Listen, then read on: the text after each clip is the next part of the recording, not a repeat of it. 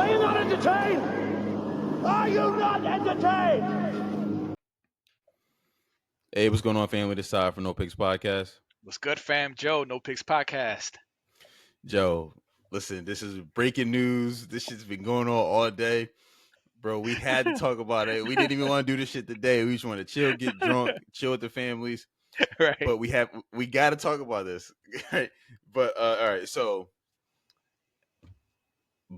President Joe Biden is stepping down from the 2024 presidential election, right?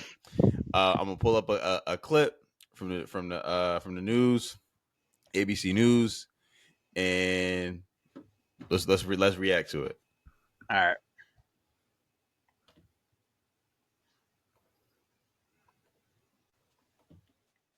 Right back to our chief White House correspondent, Mary Bruce. And Mary, we are following these rapidly moving developments. First, we had the letter from the president of the United States saying that he was going to step aside in this race. Now we are seeing yet another post on social media from President Biden, because the big question after the president announced that he was going to step aside in this race was who exactly was going to step in. Mary Bruce, it seems like the president has an answer to that question on who he's endorsing here.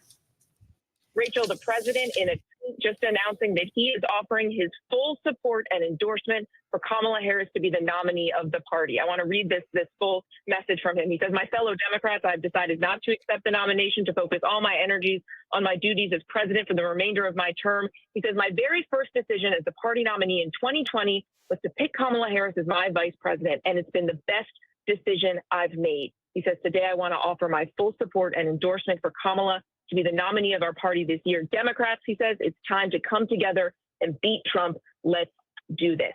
The president has always made clear, Rachel, that he believes that Kamala Harris has what it takes to be president. He wouldn't have chosen her to be vice president if he didn't. But we have seen sort of an interesting change in the way he's talked about Kamala Harris, even in the last 2 weeks. It was just 5 days ago, I think, he was out in Las Vegas doing a big event before the NAACP. And he took on Trump, especially in the way that Trump has been reaching out to black voters. And he took on the way that Trump had once used the phrase, black jobs. And the president made this quip, this joke, not joke. He was fired back at Trump saying, "I know what a black job is. It is vice president." And he said, point blank, Kamala Harris could be president. And he said it in a way that made all of our ears go up and made everyone clear that he was up to this point where he had finally decided, Joe Biden decided, that he needed to step aside and step out of this race. And now he is throwing his full weight and support behind Kamala Harris. It sends a huge message, especially to this party, about where we are going now, especially with such little time left in this race. Yes, and Mary, it's not just what the president has been saying, it's also what Vice President Kamala Harris has been doing. We saw her in the days after that event really start to concentrate on rallying black voters. We know they are the bedrock of the Democratic base. What have you seen in the days following that debate, as well as the vice president really trying to concentrate in on the core of the Democratic base? Rachel, she has been out there working the trail hard, been crisscrossing this country, and she has been, especially as you noted, really trying to rally those key constituencies where so much of this election is going to come down to. The Biden-Harris ticket has been very well aware that, especially among black voters, especially young black men, they are seeing signs in the polls that support is slipping. She has been out there, trying to get their message across to the voters who will really decide this race in November. But this entire time, Rachel, she has been a very loyal soldier. She has been adamant that they were still in this to win it. She has shown zero daylight between her and the president, as the president has been, clearly taking all of this in and trying to make this decision. Vice President Harris now catapulted to the top of the ticket. It is a remarkable, historic turn of events in the political history of this country. I mean, there's a lot to talk about in this, and we're gonna talk about it. Obviously, that's what we do here, right? But, bro, what's your thoughts? I mean, bro, you could come at this from any angle, literally. So there's so many different angles, right? So I'm gonna start with what for me was the simple one at first. So you mean to tell me a white woman ran against Trump and lost, but you think a colored woman is gonna go against Trump and win? In what mind does that make any sense to you, bro? I'm with her. Fuck out of here, Hillary. The white woman couldn't take it from her, and y'all think a colored woman is gonna beat Trump? Like I've been saying for the longest time, like Trump is going to win, right? It is inevitable. This for me cemented it. Like there was never a doubt in my mind that Trump was going to win. But once they put Kamala up there, who what we talked about is basically non-existent. I be forgetting we got a VP half the time, bro. Half the time I'm like, oh damn, we definitely do got a vice president. She hasn't done anything. I haven't seen like, bro. For me, she's like non-existent, and there's no energy behind her, right? So that's my initial thought. Y'all, a white woman couldn't get the job done. So y'all just thought, let's put a colored woman up there. And I say colored because I'm being very specific. I'm not saying a black woman because she's denounced being a black woman in the past. So I'm like, no, you're a woman of color. Like, Right. that's why I'm using colored woman. Right. But that's my initial thought, bro. Like, what's your initial thought, man? Because like I said, there's so many angles we can attack this from. Now, all right. So I agree with you when you say I feel like Trump women winning this election is inevitable, right? Right. But I think if you on a balance of probabilities, right? I think the person that had the best chance of beating Trump was Joe Biden, with all his flaws as a candidate, right? Like we've talked about it, we've documented it on this channel pretty regularly. Like it's like we've talked about it with Heather. We've And talked it's about, sad that even that's not saying much. But yeah, you're right. but he It's had the still not best saying chance. much, but you're So right. even Right. if Right. you took Kamala Harris, I mean she's the obvious no brainer kind of whatever pick. She makes sense, right? On whatever, she's still going to lose. I think she has a lesser chance than Biden did. The same thing, no matter who you would have put in there. I think Gavin Newsom is like kind of like the Democratic poster boy of, we going, he gonna be, everybody think he gonna be president eventually or run for president. I think he's gonna fucking lose because he's terrible. He's been a terrible governor of fucking California. But I mean, he's white, right? He has pretty hair, and he so I would imagine that, you know what I mean, he's a relatively attractive candidate, just like John Edwards. Remember the bull John Edwards a long time ago, I couple remember. elections ago, and he cheated on his wife. His wife had cancer, and he was like banging some chick, and he ended up falling out with the Democratic Party. It was Right? messy. It was messy. Right. It was crazy, but he had that Southern drawl, that whole. But anyway, that's not about him. But Kamala Harris, bro, like y'all, like I feel like the donors are gonna, or they should. Smart money says, hey, this chick's gonna lose, so don't put a whole bunch of money in it. I think the donors should support her to the point to where like it doesn't affect their bottom line at all. Right? Because like she's gonna lose. Like she couldn't even, when she was running in 2020, she couldn't beat she couldn't get like fucking, she got like 6% of the vote in California. She's from California. Right. So like how are you gonna become the president? You don't have the infrastructure. Like no one cares about you. You're not an effective communicator. The only thing you have going for you in the Democratic Party is that you're a black woman. That's it. Right. They always play identity politics. They're big on identity politics, like always. So we knew this was coming. Like I knew this was coming, bro. So no, you're so right, bro. And so this, like I said, lots to unpack, a lot of angles to attack it from. Right. My second thought after I thought was like, okay, so a white woman couldn't beat Trump. So y'all said, all right, so y'all figured let's put a black woman or a woman of color and see how that works. Right. Stupid. Right. My second thought was, we talked about this. The Democratic Party stifles democracy, right? You guys made it so that nobody could basically run or debate against Biden. You kept names off the ballots. Right. You closed off primaries. Right. You had nobody debate against this man. You did all that for what? For him to drop out and then let Kamala take his place? How about this? Talk about stealing democracy how about from this? people, bro. If they would have let the democratic process happen, maybe they would have like found a better candidate with energy behind him or her. Or they, I don't know, anybody. You know what I mean? Like it could have. At this point, I don't give a fuck. Like we could have had anybody. Right. We could have people wanted to run. People were kept off of ballots. We had so many candidates who were floating a name, and you guys stopped. You guys basically blocked the democratic process for people who wanted to pick a different candidate. And people were telling y'all we don't want Joe. Let them primary him. Let's see the debates. Let RFK Jr., who I don't endorse and don't support, but let him on there because he was trying to run. He's still doing his thing. Like, and you guys did not do any of that. For what? For Biden to step down. We told you he looks frail. He looks weak. He's losing his mental faculties. This is what your base was telling you. And you stifled democracy. And now here we are. Now we have to vote for someone, if you do vote for Kamala, that we did not pick. We did not endorse. We did not want to run for president. And here we are. Democrats, you are idiots. It's a bad idiots for this move.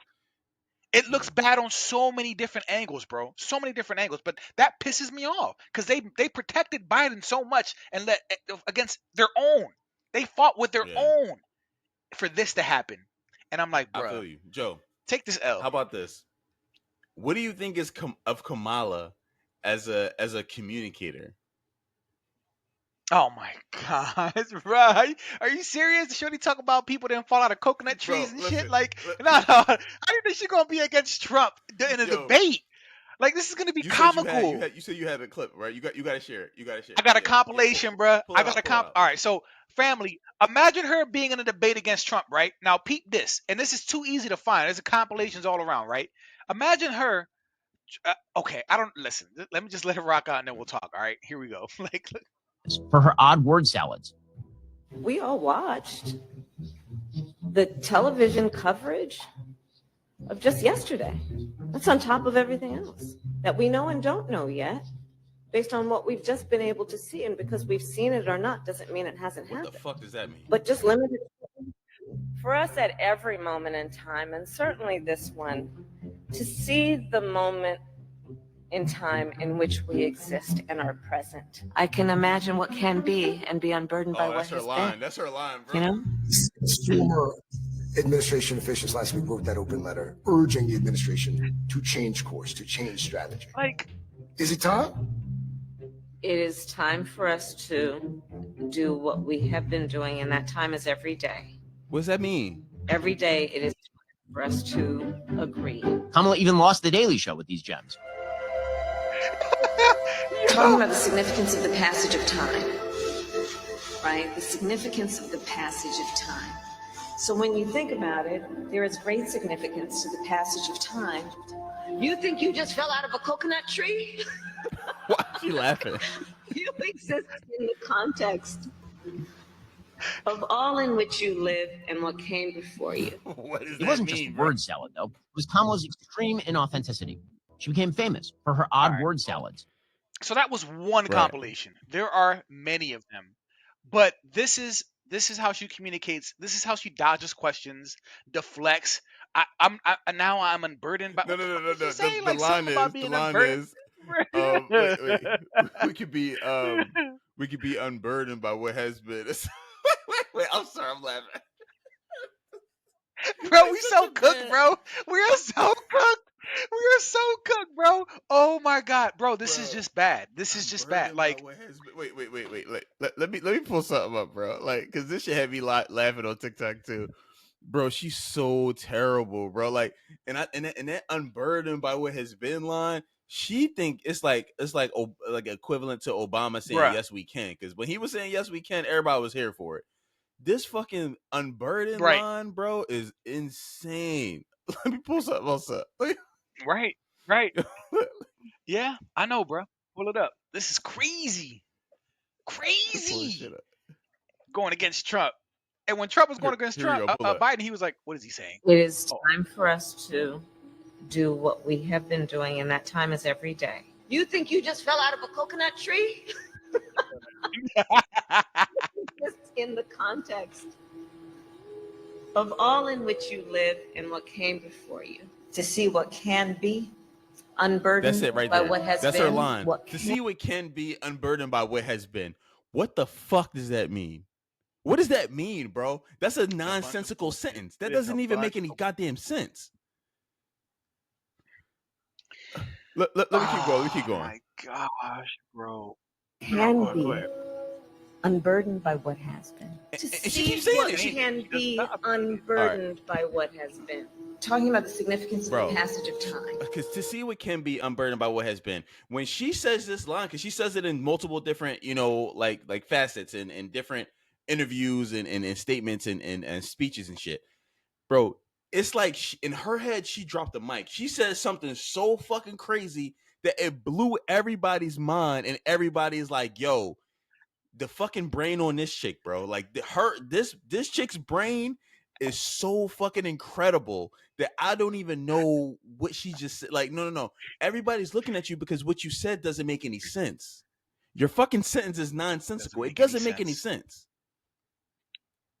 It doesn't make any sense, bro. And she thinks it's She a bar. keeps- She just keeps saying it. I'm like, bro, just stop. Yo, bro, no, but yo, I don't think this is something that a speechwriter would write. Like, this is something she keeps saying because she thinks it's like this really cool thing. I feel like a person, those Right. speechwriters have to have Ivy League educations. You know what I mean? Like a dude from, Morgan fucking State ain't writing her speeches. You know what I mean? Like, a chick from Morgan State ain't writing her speeches. So Yeah. somebody with an Ivy League education is writing her shit. She just keep putting this in there. Like, yo, like this fucking line is really, really cool. One day people are gonna catch on to this shit. But this shit Right. is horrible. It's a really, really bad line. You sound fucking stupid. It is. You sound dumb, and it's crazy because I've said this before. I didn't vote for Obama.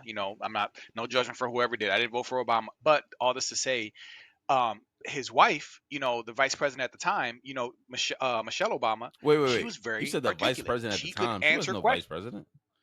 Oh, okay. Sorry, All the right. first lady. I'm tripping. The You first lady. listen. I'm sorry, guys. I'm my bad. Wait, Michelle Joe, Obama, the I first gotta lady, get the your first ass. at the That's time. I'm your sorry. unburdened by what has been. That's No. I'm racist. All black people look alike. All black people look like them. It don't matter. Make a difference. No. What I was gonna say is kudos to Michelle because she went out there and carried herself with dignity and she was articulate. Mhm. I don't mean that in a racist way, but she communicated well. You know what I mean? Because you got to be careful when you tell black people articulate. But that's what I respected her Yeah. skills, her oral skills. Yeah. Pause. Her communication skills. So this is sad. This is sad, bro. This is really sad. And then if it's all right, I got one more receipt, bro, because there's another angle we didn't attack yet. Because she said black male voters support is slipping, right?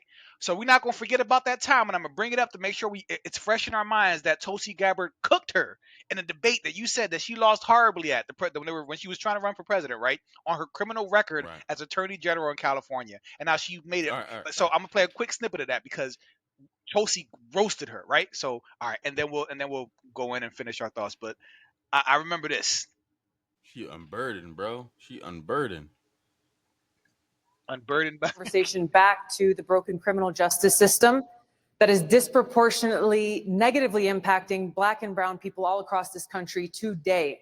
Now, Senator Harris says she's proud of her record as a prosecutor and that she'll be a prosecutor president, but I'm deeply concerned about this record.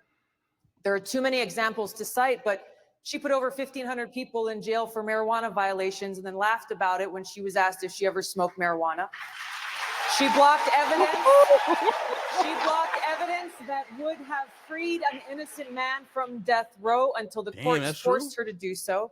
She kept people on their sentences to use them as cheap labor for the state of California. And she fought to keep cash bail system in place that impacts poor people in the worst kind of way. Thank you, Congresswoman. Senator Harris, your response.